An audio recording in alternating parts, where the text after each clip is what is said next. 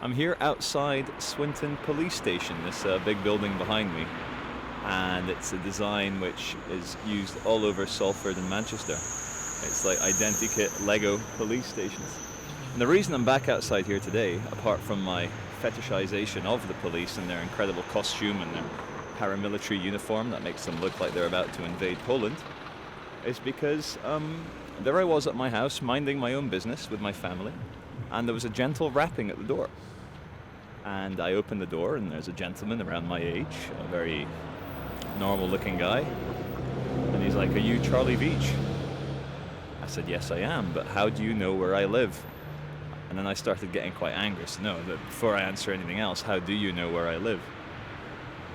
And he goes, I'll tell you how I know where you live. And he produced from his pocket a printout of a police email memo that got sent round, all about me. It had photos of me, in various guises, with a beard, without a beard. One of me is Damien Rockefeller. And the subject title of this big police memo was "Man Who Films Police." And it went on about how there's this guy very well known to the Metropolitan Police who's moved up to Manchester, and how the Metropolitan Police profile me and follow me at all these anti-austerity protests and so forth. And it said, this is a memo to all Greater Manchester Police. If you see this man, report it to Central Hub. And then it had a bold printout of my address. And then it had a section which goes, the reason why you need to be careful with this man is because he goes around bamboozling and confusing the police because he knows his rights. And what I think was the most funny bit of all is how they put rights in inverted comma. But my big question to the police in the building behind me, and to all of Greater Manchester Police and that Central Hub, which I have to be reported to because I'm such a menace, 3.5 years, never used violence, never broke the law, So I just want to ask, is this a good use of taxpayers' money for the police to be on the lookout for a peaceful, lawful filmmaker? I mean, of course we all know the answer is no. But it just goes to show you the kingdom of paranoia and fear that some desk monkey in the police force felt it was necessary to send round a big memo, probably approved at inspector level, I'd assume, about a guy who knows his rights. He knows his rights. What a menace. I just found it quite funny. Thought I'd share it with you. And the message to the police, because they do watch my videos, and obviously it was a policeman that leaked this memo about me to this guy who came to my door. And I got a wonderful hug off a PCSO the other day who loves my films. There's a lot of people in the police here who watch my films and who like my films.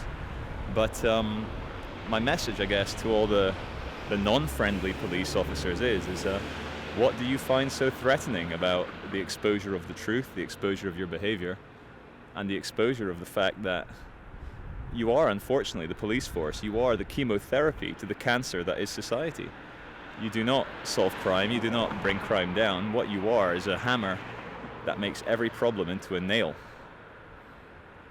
I think it's hard for people to watch the news or hear the news about Goldman Sachs' executives earning, $8 billion, $800 billion, $800 trillion in bonuses. I mean, it all starts to lose any meaning in a world where kids are actually starving to death, in a world where even in the Western world, people are all depressed, obese, going insane, shooting up schools. And most of the world lives in absolute poverty. I mean, what does it mean that Goldman Sachs earns 8 squadrillion Brazilian dollars? I'm here walking along Bankers Alley. We're in front of Barclays at the moment, and it's just so many banks.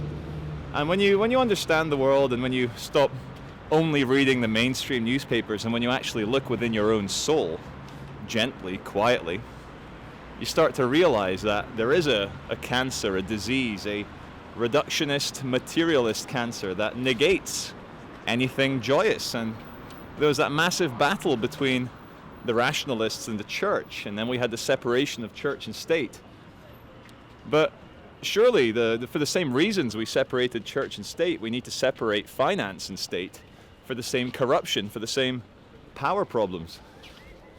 And when you see how banking and warfare and energy, big energy companies, are all tied in, it's no surprise that you don't see the Prime Minister, you don't see finance ministers, you don't see presidents, you don't see Obama or David Cameron, or who's the Canadian one, Harper, or the Australian one, Gillard, and all the other ones. You don't see any of them ever mention the word compassion, or empathy, or understanding, or the drive to peace.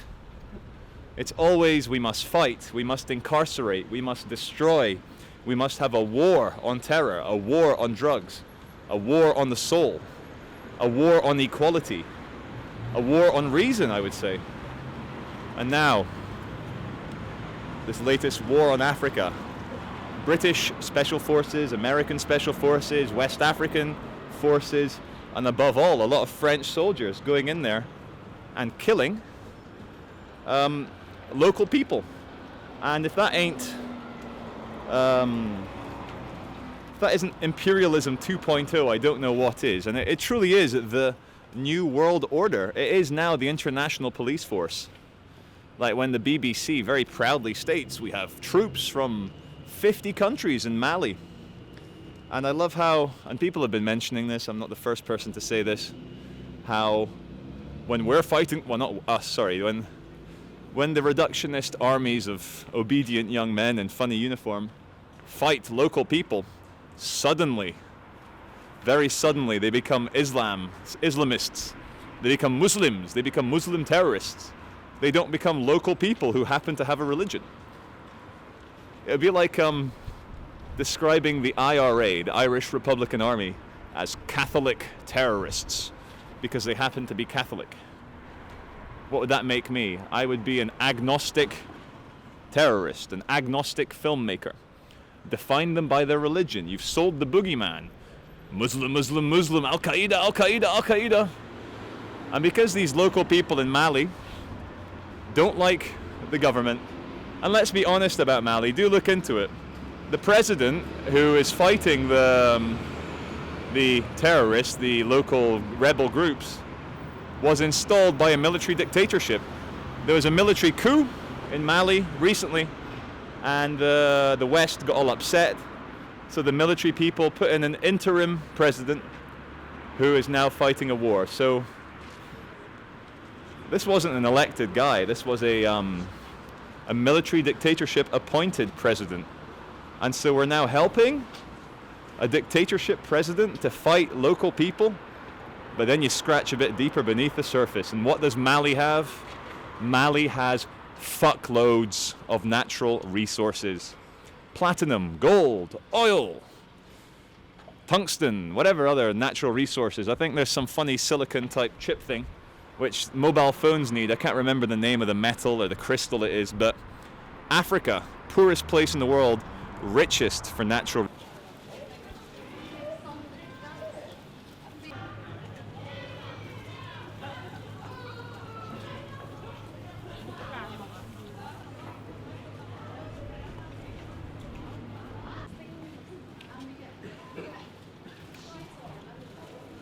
Hi everyone, I'm here next to a very busy motorway, and I just want to pan the camera around and film Moorside High School because, surprise, surprise, I don't know why, there's probably good reason, there's a big policeman stood outside the school. So first of all, let me just show you what you don't want to mix with kids leaving school excitedly is 6 lanes of heavy traffic.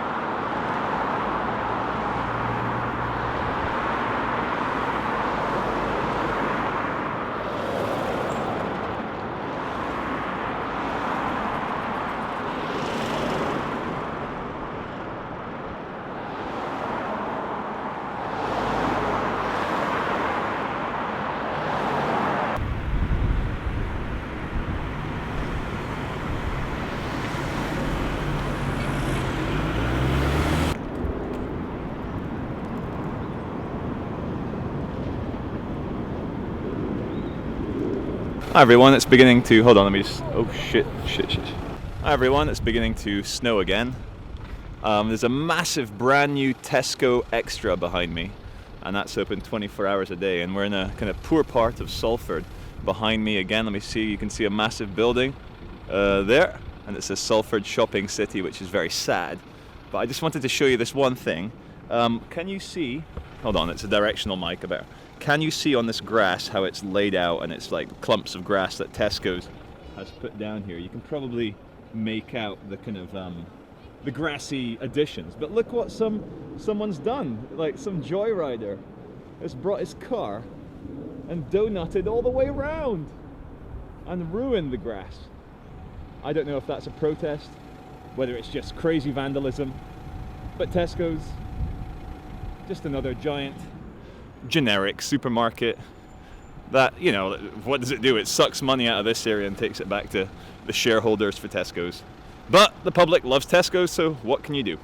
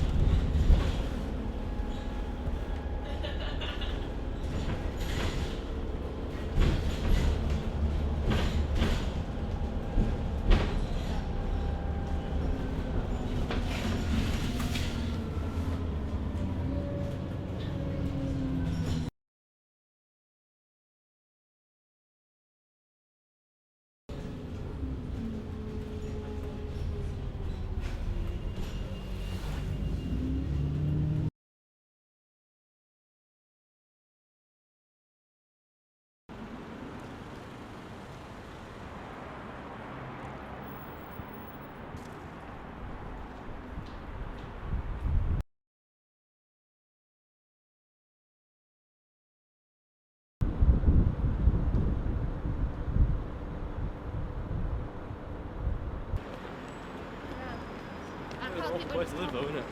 Centre Preston.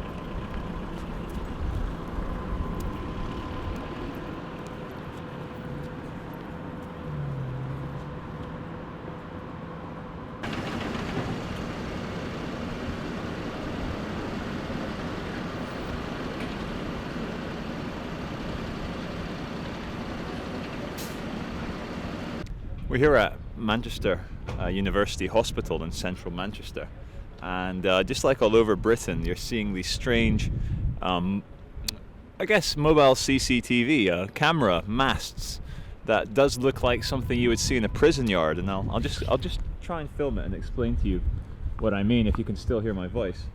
Well, the mast begins over here, and it goes up.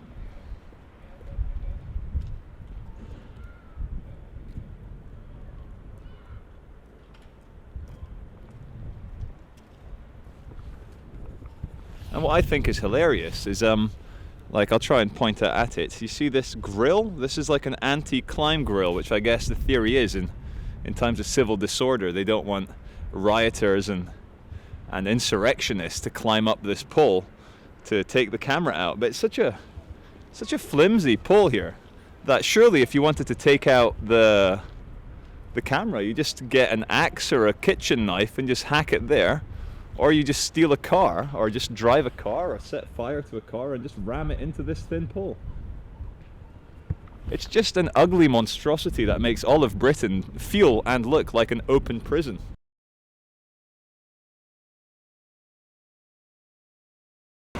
Attached to Royal Manchester Children's Hospital, funnily enough, ladies and gentlemen, is this brand new multi-million pound building, which is the Ronald McDonald House. And yes, you guessed that correct. This is a McDonald's building, and it's here to house families who have low income, who can't stay in a hotel whilst their child is at Manchester University Hospital. And I guess what if I were in a confrontational mood, what I would do is press one of these buttons and ask for a couple of Big Macs, a milkshake, and some heart attack fries. And then if I do get a heart attack, they can quickly rush me over to the hospital and save my life. It's brilliant. I'm here in a vegetarian cafe in Rusholme, reading Mark Boyle's The Moneyless Manifesto, which so far is fantastic. I've only just done the first few chapters, but very good book. He's a good friend of mine, and you get a proper review soon, Mark. And I'm drinking a masala tea, which until you've had a masala tea in a vegetarian Indian establishment, you've never had a cup of tea before. This is pupil dilating, awe-inspiring, paradigm destroying tea, and it's amazing. This is tea.